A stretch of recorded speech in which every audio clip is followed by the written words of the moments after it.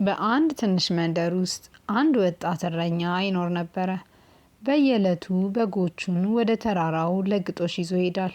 ቀኑን ሙሉ በጎቹን መጠበቅ አሰለቸው። አንድ ቀን አንድ ዘዴ አሰበ። ኮረብታ ላይ ወጥቶ እርዱኝ፣ ተኩላ መጣ እያለ ጮኸ። የመንደሩ ሰዎች ጩኸቱን ሰምተው ተኩላውን ለማስፈራራት ዱላና መሳሪያ ወደ ኮረብታው ይዘው ወጡ። ግን እዚያ ሲደርሱ ተኩላ አልነበረም። ልጁ ሳቀና እየቀለድኩ ነው አለ።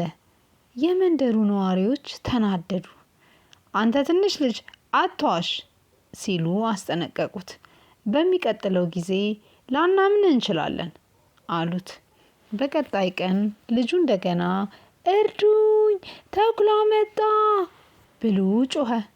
አሁንም የመንደሩ ነዋሪዎች ወደ ኮረብታው ወጡ። ተኩላ ግን አልነበረም። ልጁ እንደገና ሳቀባቸውና በጎቹን ለማየት ተመለሰ።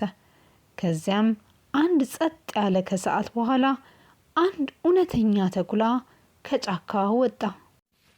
ልጁ ጮኸ፣ እርዱኝ፣ ተኩላ መጣ። ነገር ግን በዚህ ጊዜ የመንደሩ ነዋሪዎች አልመጡም። እየዋሸ መሰላቸው። ተኩላው በጎቹን በላቸው። ልጁም አለቀሰ፣ ግን ማንም አልመጣም። አመሻሽ ላይ አዝኖ ብቻውን ወደ ቤቱ ሄደ።